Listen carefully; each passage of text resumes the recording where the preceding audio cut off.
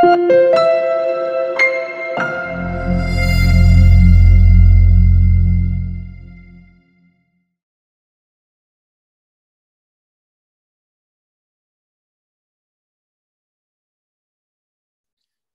a primeira discussão aqui é a questão do capital. Então, aquilo que existe de capital disponível, aquilo que existe de exigência de capital. Vamos ver as duas partes. Primeiro, aquele que é o capital requerido, então aquilo que é exigido. Vamos falar, como já dito, somente dos tipos 2, então aquele conglomerado que não tem instituição financeira em sua estrutura, e o 3S5, que é aquele que tem, mas é capitaneado por uma instituição de pagamento, e ele tem uma estrutura que é uma estrutura mais simples. Então, esses dois grupos. Então, vamos começar. Aqui nós temos um exemplo do que vai acontecer com as regras de hoje. Então, nós temos valores de capital requerido, calculado de 2022 até 2025, para uma instituição pagamento hipotética que tenha atividades, essas 4 atividades, e nós vamos descrever depois como é que funciona para cada uma delas. Então, para emissão de moeda eletrônica, para instrumento pós-pago, para adquirência, né? Então, nós fizemos aqui um exemplo com uma volumetria de 100, porque 100 é um número redondo, né?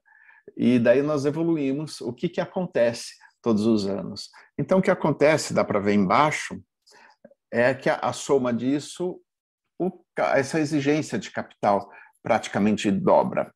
Isso acontece principalmente, mas não só, quer dizer, existe um aumento de todos os fatores que são usados no cálculo, mas o fator final, equivalente ao fator da Basileia, que serve para calcular o capital que tem que ser alocado, ele sobe até 12%, mas ele sobe aos poucos.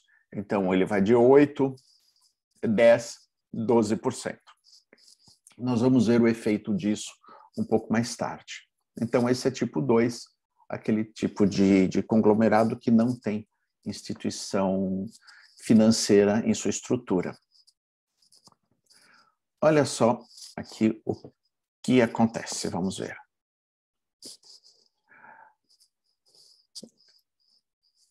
No tipo 3S5.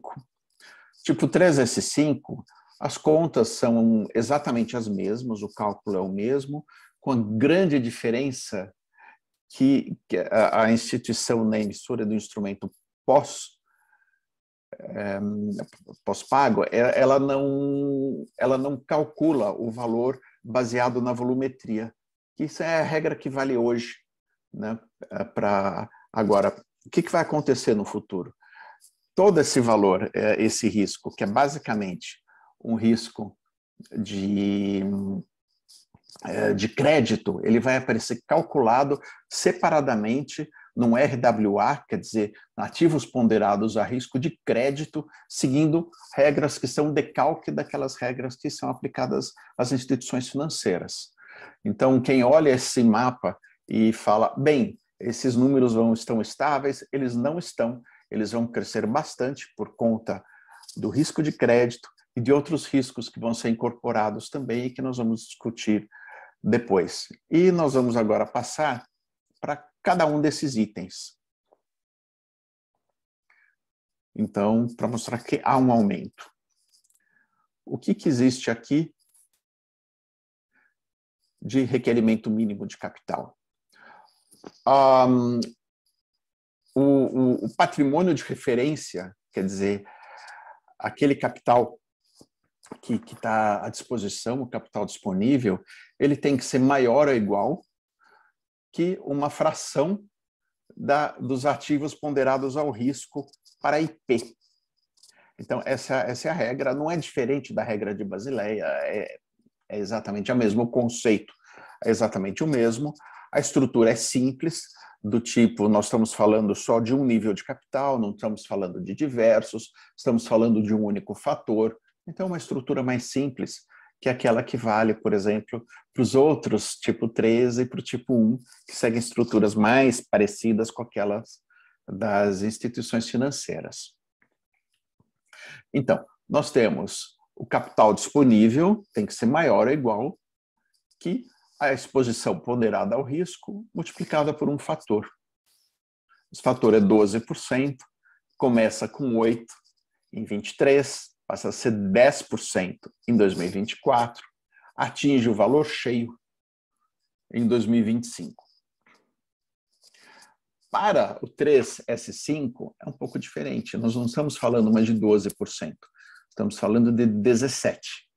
Então, o peso ISF aplica-se, né, sobre outros cálculos também, de outros tipos de risco, quer dizer, não só aquele de atividades puras de pagamento, e que ele aumenta para 10% e depois para 13%. No desenquadramento, então, admite-se um depósito temporário em conta vinculada, mas isso é temporário.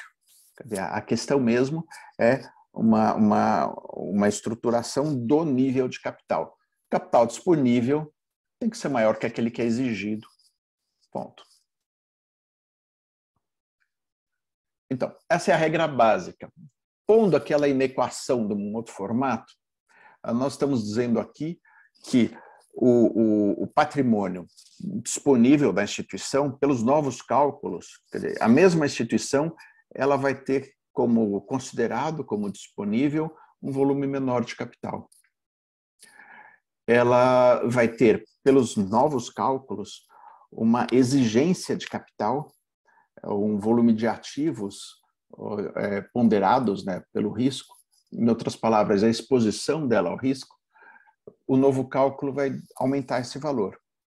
Então, tem uma queda no numerador, um aumento do denominador, essa fração, essa razão, ela cai mais fortemente ainda.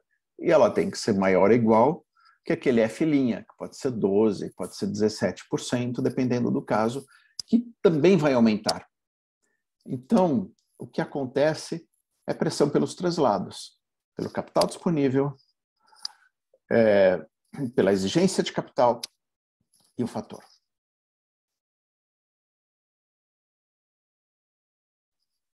Então, vamos olhar a equação, como é que isso está calculado.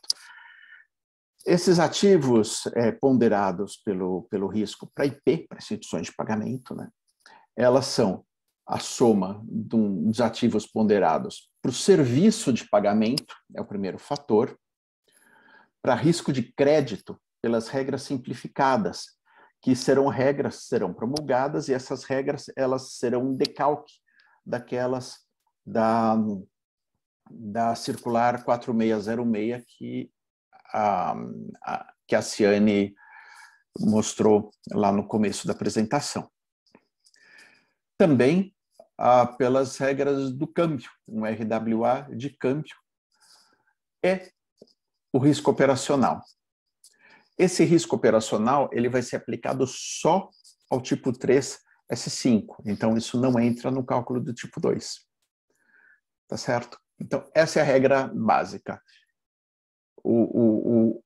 A exposição a risco de instituições de pagamento é a soma da exposição a risco dos serviços de pagamento prestados, do risco de crédito, do risco cambial e, no caso do tipo 3, S5, do risco operacional. Tá? No caso do tipo 2, o risco operacional ele já está, de certa forma, embutido nos diversos cálculos do RWASP, aquele de serviços de pagamentos prestados.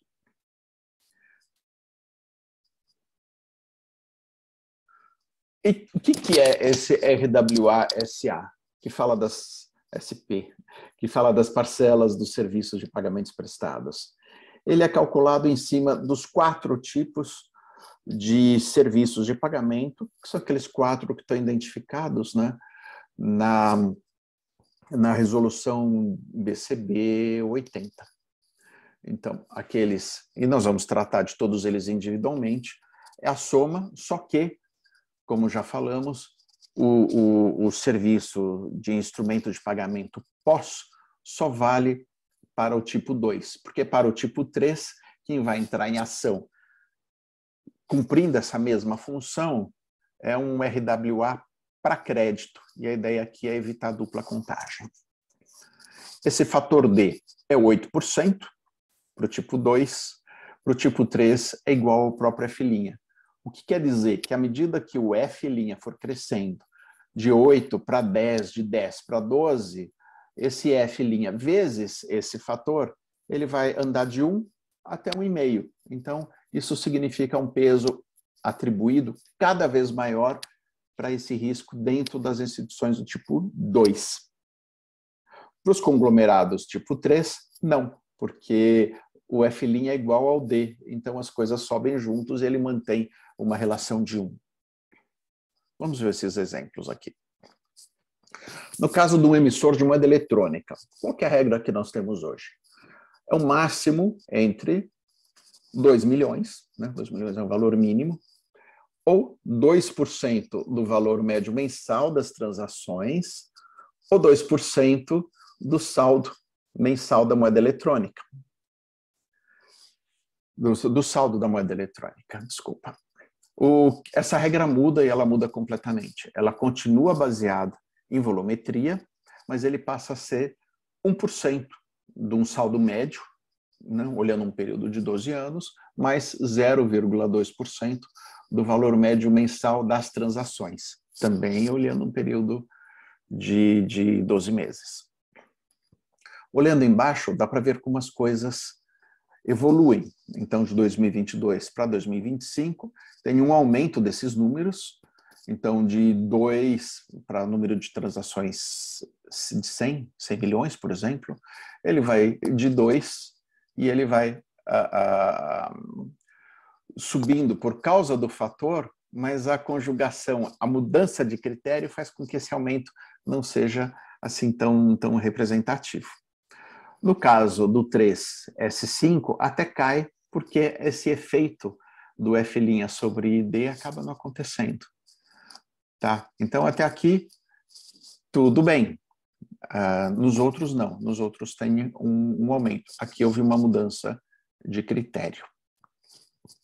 No caso do emissor de instrumento de pagamento pós-pago, hoje, 2% do valor médio das transações. Isso vai passar a 2,5%, 3,5%, chega a 4% em 2025. Então, no caso típico, né, do tipo 2, porque lembre-se, ela não existe esse cálculo para o tipo 3, S5. Existe o fator F, né, F', que vai de 8 a 12, e esse tem impacto significativo também. Então, nós tínhamos, por exemplo, aqui, para um volume de transações 100, nós saímos de 2 e chegamos a 6 milhões de capital exigido. Tá? O capital mínimo, a proporção do volume de transações dobrou e a relação sobre o EFD aumentou 50%. Então, basicamente, esse número triplica. A mesma coisa acontece com relação ao F' para o credenciador. Mas as regras de capital mínimo requerido são hoje 2% do volume de transações, continuam a ser 2% do volume de transações. Não há mudança aqui, a mudança é simplesmente no fator F, que indica a proporção da exposição a risco que demanda alocação de capital. Então, dá para ver de novo a diferença do tipo 2 para o tipo 3 é por conta desse fator F.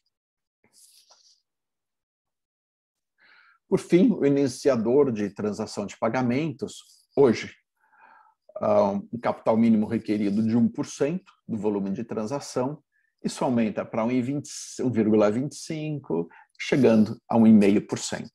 Então, da mesma forma que os outros, há um aumento aqui da exigência de capital.